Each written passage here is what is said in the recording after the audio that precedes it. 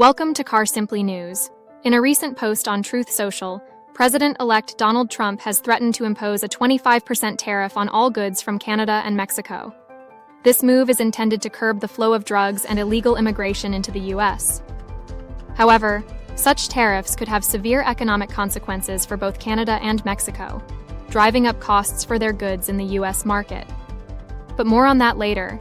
First, we need to understand, in a political context, what is a tariff? Well, explained simply, a tariff is essentially a tax that a country places on imported goods and services.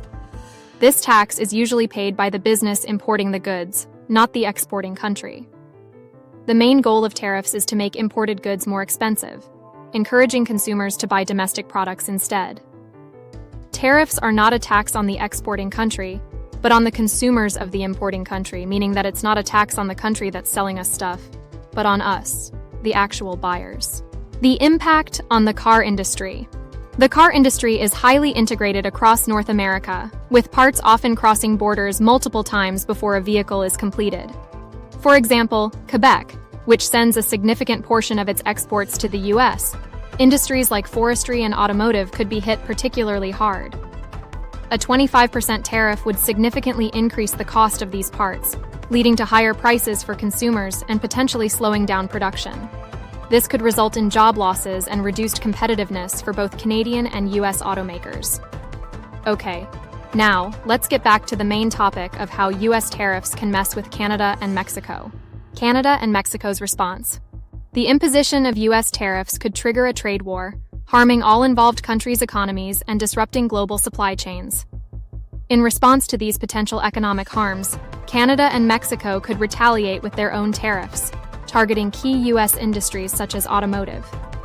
This could involve imposing tariffs on American goods that are politically sensitive or economically significant, including those related to the automotive industry.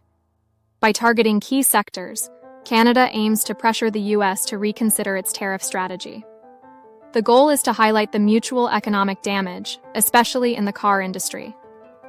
On November 29, 2024, Prime Minister Justin Trudeau mentioned that he had a productive conversation with President-elect Donald Trump regarding the tariff threats.